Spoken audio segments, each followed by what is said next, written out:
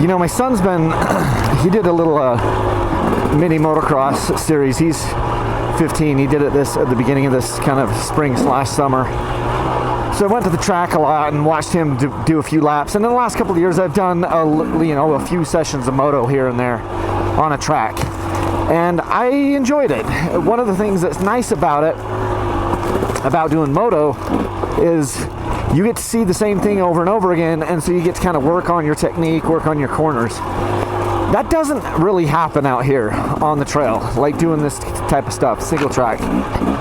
Yes, I've been riding these trails here for now 10 years.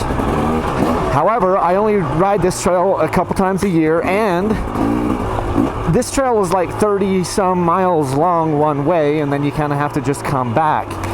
The point is, I know generally what's coming, but you never know exactly what's coming because of logs and trees and rocks and whatever else. So, this is deep. This got rutted out. We gotta dig this out. Oh my gosh. This is just like annoying. Your tire just drops right down on the bottom of that. Yeah, we carved that out, didn't we? Anyway, in single track riding, you never get to see, you don't get to hit it like that same corner over and over and over again. So that's one of the places where moto is really beneficial. And I'm gonna stay out of that.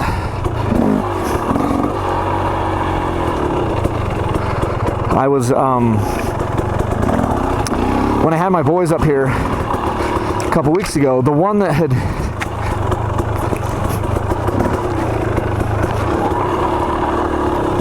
swallowed a bug. It's halfway down my throat. The son that had been riding a bunch of moto, he was quite fast and quite good out here. And so it was like all of the seat time is helpful. Every bit of seat time that we can have, whether it's on the moto track or out here or whatever, it all is good. Seat time is good. And Connor is the best I'd ever seen him. And he hadn't even been riding like off-road stuff. He'd just been riding the moto track.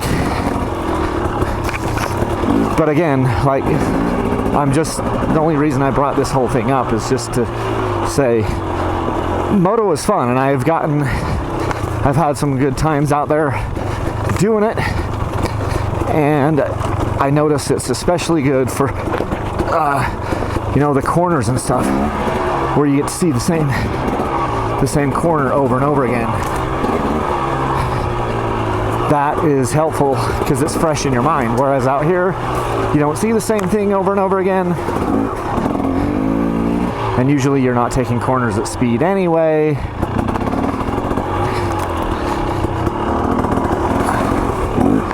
So yeah. Well, the weather has come in and it's raining, so the bikes, you probably can't see it, the bike's over there.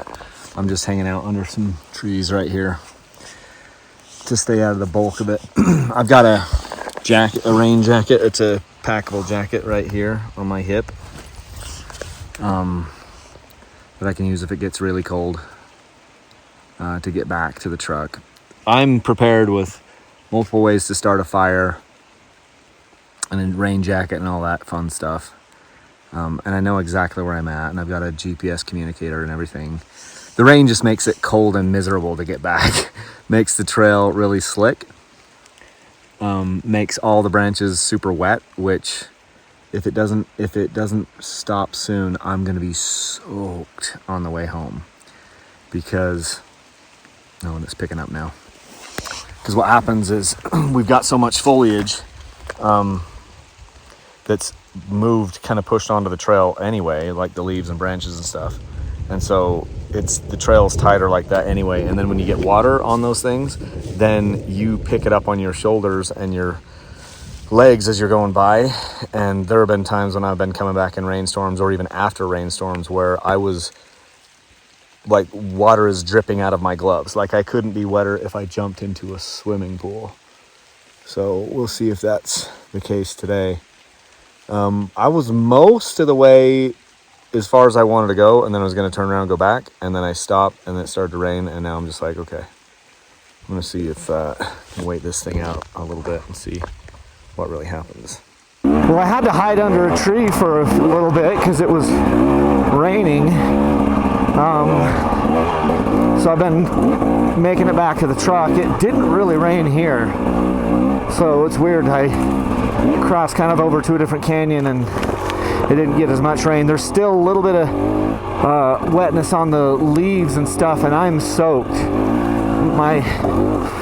Because your sleeves are always, your arms are always hitting all these branches, and now that they're, and leaves, and now that they're damp, these ones aren't like crazy wet, because their trail back there was completely soaked.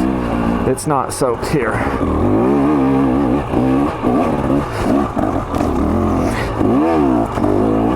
But just letting this 300XC lug and chug.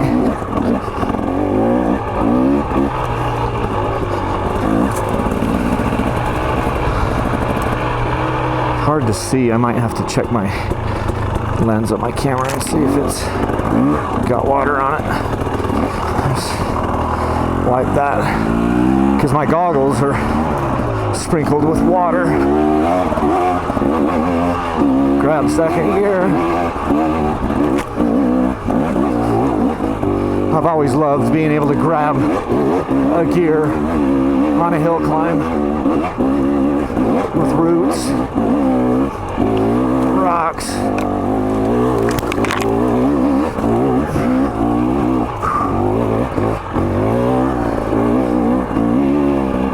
Love doing that on a two-stroke, just feeling that thing go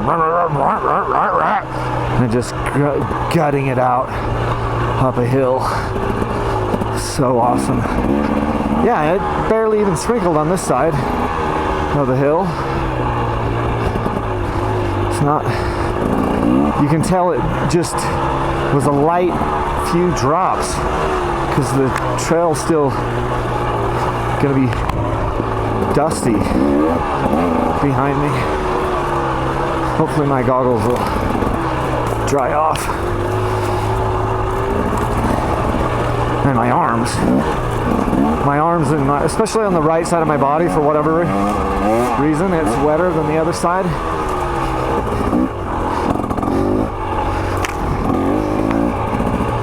Yeah, we needed the rain over here.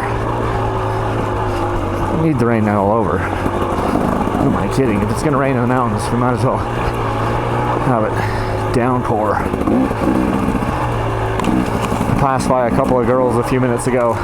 Younger girls that look like they're about 20. I'm like, hey, you guys okay? Because they're out in the middle of nowhere. I'm like, hey, do you know where the hot springs are? And I'm like, you guys are a long way from the hot springs. So I happened to stop with my foot in a freaking stream, because that's where they were. So I'm like, hey, let me get my foot out of this stream. I'll pull up my phone and show you. So I pulled out my phone and showed them, okay, so here's where we're at. Here's where I think you want to be, which is a long ways. They'd already been walking for like 2.5 hours.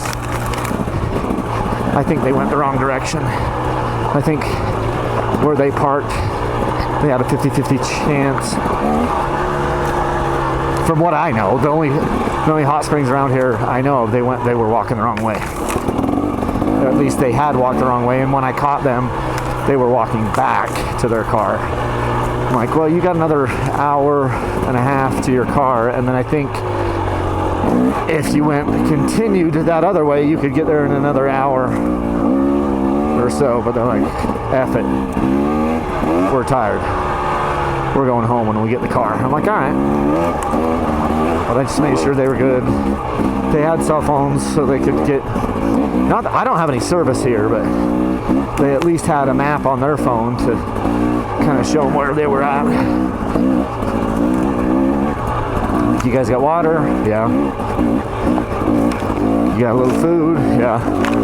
Okay. When you're not lost, your head, you know which way your car is. Oh, that hurt. I just hit something with my hand.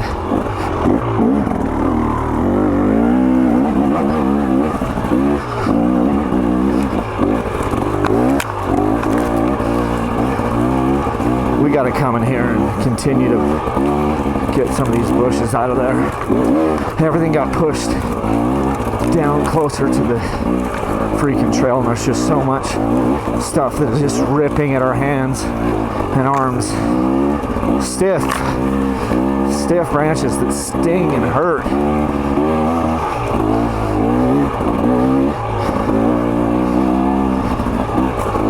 So we got to come through here and do some pruning.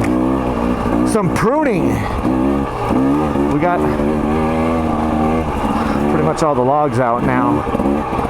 Just need to do some more pruning. And I was doing a crap ton of pruning a couple weeks ago with my boys up here. We didn't make it that far because all we were doing was stop, start, stop, start, stop, start. The trail was horrible. With just like the little stuff that was pushed down into the trail, and actually that little stuff was making it, it's almost like I prefer the big stuff, because the little stuff, there's a million of it. You'd stop and have to spend 10 minutes, 15 minutes in just like a 5-10 foot area, just cutting out like dozens of little branches of these trees and shrubs that have been pushed down onto the trail because of heavy snowfall, which I hadn't seen before in 10 years of coming to this area. So some places like up in Idaho, I know they got hit with a crap ton of deadfall. This area doesn't have as much deadfall. Trees aren't as dense or whatever. And then you've got these one hill, the side hills, the south-facing hills like the one I'm going down, where it's more aspens and then scrub oak. And then on the north-facing sides, you've got the pine trees. It seems like typically the pine trees are the ones that were having fall into the trails, although we do get aspens too. But I've got a fairly big handsaw with me today, just in case. But I usually don't hit stuff that I need chainsaws for in Utah. I mean, at the beginning of the year, and we are still kind of, we're definitely still at the beginning of the single track here. We got a much later start this year than the prior years because of our snow.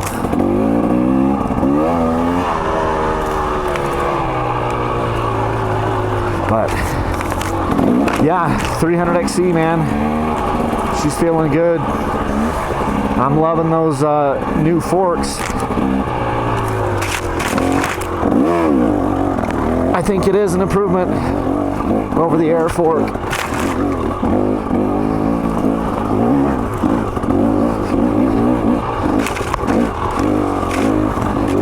They just feel really good.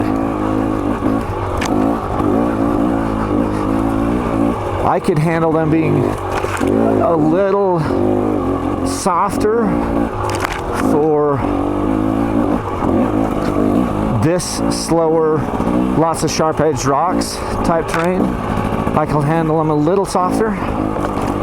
I still may put my clickers all the way out and see. Let me try that. Actually, I've loosened my clickers. Now I'm going to loosen them all the way.